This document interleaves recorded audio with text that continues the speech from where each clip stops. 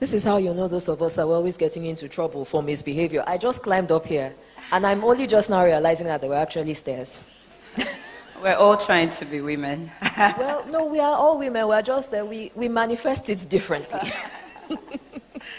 So our conversation today is about building successful careers.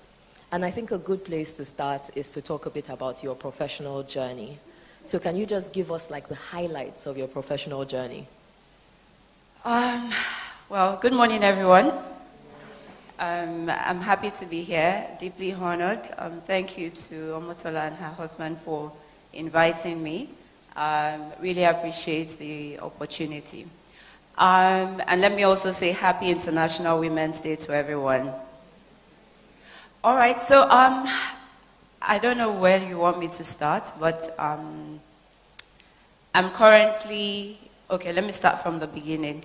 I studied chemical engineering in the university, and I think one of the reasons why I did that was I'm the only girl out of 4 children. I grew up almost being a tomboy. I played, football and all of those kind of things. So there was little wonder that I would study engineering in school. And I finished from the university, and I got into Unilever, where I work today. I had worked somewhere else before, but that's not really relevant. I got in as a salesperson. So let me tell you a bit about that story. I applied for the management trainee program, and there was a position that said customer development. If you're not used to some words, you'd actually think it's some very sexy role, where you sit down in the office, do research, because you're trying to develop customers for the organization. But then I got into Unilever, and voila, it was sales. And I'm like, oh my God, I have never sold anything in my life. How am I going to do this? But I think I took the challenge, and I decided to put in, the very best that I would. And I got into sales. I worked in sales for a few years, after which I got moved from the sales department into communications. Omotola knows that story very well. And while I was in communications, I actually did not focus on communications. I actually worked a lot in the HR department, working a lot with the team there. And when there was a role that was vacant in HR, I was offered the opportunity. And that's how my HR journey actually started. So I moved into HR, and I've been there since. I don't know whether I'm going to move. And I think one thing that I want to say is my work always spoke for me. I wasn't lobbying, for any of the jobs that I got. I didn't do any interviews for any of the jobs that I got up until now. It was always based on a recommendation from somebody who had seen my work, was involved in my work, or had been impacted with, the work that I had done. So, and today I head HR for Unilever Ghana and Nigeria. So you see, she's the perfect person to talk to. I'm going to start with a very interesting point that you made, which was that you didn't, your merits spoke for you, and you were also very proactive about taking opportunities. And there's something that more and more women are realizing, that for some reason, more women than men tend to deal with things like imposter syndrome, where you think that you don't deserve a certain role or a certain position, and where sometimes you're hesitant to take credit for the work that you've done. So did you ever have to deal with anything like that? And what are your strategies for those people who are like, I've been working for 5 years, they've not promoted me, what do I do? So I think maybe my background helped, and I've also been lucky. Being the only girl, I think I didn't see myself too different from being a boy or being a man. So first I studied engineering. It wasn't something that a lot of people wanted to study at that time. So I used to be very proud, to tell people I'm a chemical engineer, or, so And getting into a Unilever, into the sales team, was also not a, female zone, if you can say it that way. But it didn't deter me, I was working all over, the country. They asked us to go to Maiduguri. I went to Gombe State. I was in Abuja. I was traveling all over the place. And I took up every single opportunity that I was given. I didn't say no, and I think that's one of the things that helped me. I never saw that I could do less than the next person, whether the person was female or male. So how do you think that women who are looking to be more seen in their corporate environments, to be recognized, to have their work recognized, what are some things you think they can do so that they are actually recognized as the ones doing the work that they're doing? Because it tends to happen a lot where you don't know whether you should push yourself forward. Should I say that I was actually the one who worked on that project, even though this person is taking credit for it? How can women assert their presence in the corporate environment? So from my experience, I think, and I've mentioned it, let your work speak for you. You don't actually have to be the one to push to be seen. And apart from saying that, there are times that you have to blow your own trumpet. You don't have to keep quiet. And the men know how to do it. They get into a place, a meeting, and they say, this is what I have done. But you're talking to a woman and she says, this is what we have done. We like to be collective. We like to say, I'm not going to take the credit for it. But there's certain places and there's certain times that you actually have to take that credit. Be bold about it and say, look, this is the work that I have done. And I'm really proud of it. And I'm happy to show it to you. And so that has also, really helped me in my career as well. For anybody who decides that working their career, they want to achieve the highest peaks possible, first, from what you're saying, how long is your professional career? About how many years? 14 years. Okay. Because we tend to have this mindset that it has to happen overnight. And the journey that you were describing didn't sound like something that started day before yesterday. Yeah. So what are some strategies for many of, there's no one here who doesn't want to succeed. Starting from where you were, and even from where you are now, the direction or the destination you're looking at, what are some strategies that we should think about for success? Okay, so I actually had, like a presentation before, thinking that I was going to talk for about 10 minutes or so. So you would permit me to actually just go through it so that I can share. So I think the first thing, that I would say is have an ambition. If you don't know where you're going, there's no way you're going to get there. And I recall, when I was a management trainee, we had 18 months to actually work and, sort of prove that we could work in the organization. And after the 18 months, you had to, get interviewed by the MD. And at my interview, the MD said, where do you see yourself, in future?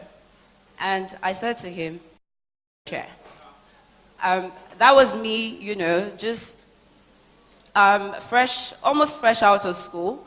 I had little or no work experience, and I was looking at the MD of Unilever, who was an Indian at that time, and I said, I want to be sitting in your chair. He laughed. But I took it really seriously because I thought there is nothing impossible for me to do. I'm a girl child out of, a lot of boys. I've studied engineering. What can't I do? So number one, have an ambition. Number two, be prayerful. Actually, a lot of us, and I know a lot of Nigerians are actually very religious and all of that. Pray, trust God. Do not put your confidence in man, it's always very dangerous, because man will fail. Number three, be flexible. Look at me, I studied engineering, and today I am doing HR. And I've done so many other roles, in between. I was not willing to say no to any opportunity that was given to me. I've also worked outside of Nigeria. I've worked in Kenya for about 3 years. When I was given that opportunity, my boss called me over the weekend and said, I have a job for you. And I'm like, okay. I was really excited. I thought, okay, UK, Dubai, South Africa. And then she said, Kenya. I'm like, wow, Kenya. What am I going to go and do there? But I prayed about it, and I really thought, okay, there must be something, that I'm going to get out of this. And I said yes. So I was flexible. I didn't say no. Make yourself reliable. And, for me, it's work hard. Work hard and work smart. And I can say a lot. I mean, I worked hard, all through my journey. At some point, I had a line manager who said to me, you're working too hard. I'm actually going to put in your performance review that you do not rest. Who says that? Like, really, how can your boss actually say you're working too hard? People are looking for people who work very hard, So, but I made myself, be very reliable, that if I was given a task or something to do, I would deliver, within the specified or specific time frame. Build networks. That is really, really important, And as we're here today, the theme says, when women win. And it's not just one person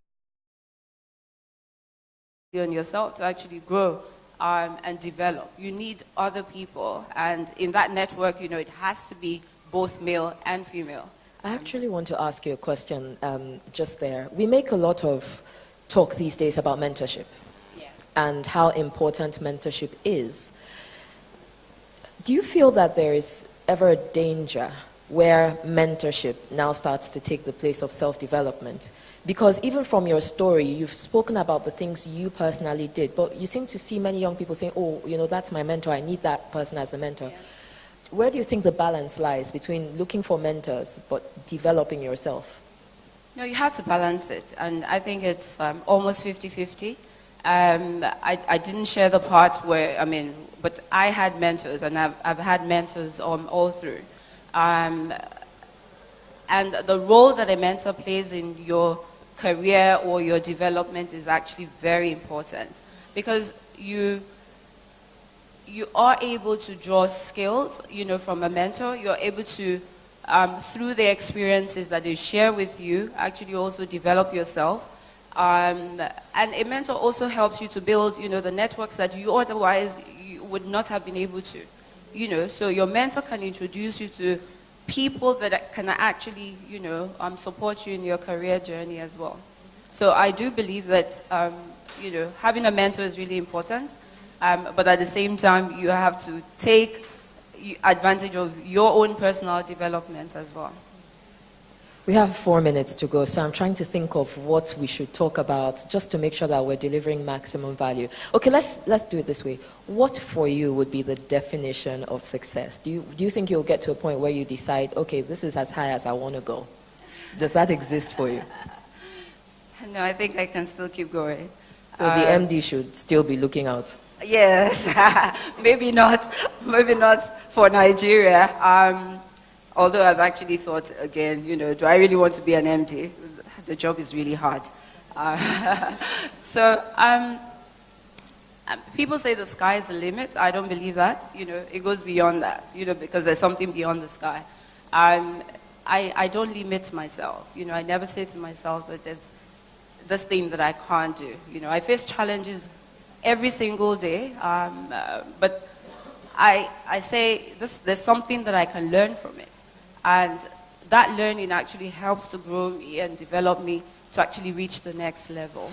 So the height, I can't see it. So if you can see something, it means that you're almost there.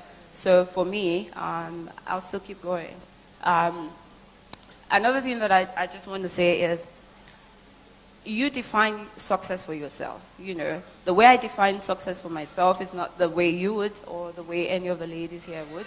But once you know what you want to become or what you want to do. Make that definition yourself and choose the way you want to achieve it. It doesn't always have to follow what somebody else has done. You know, you decide the path you want to follow, and I believe that you will be successful. We talked about things to do if we're looking for success. Can we, like maybe in 2 minutes, talk about things to avoid? Yeah. I know there are many. You're trying to sort. Yeah.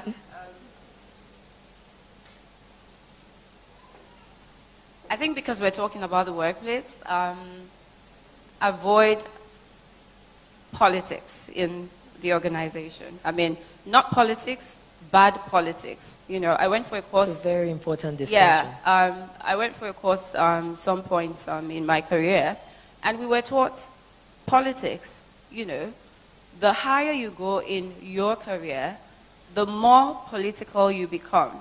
There's good and there's bad politics. Bad politics is you shoving everybody down the ladder because you want to grow.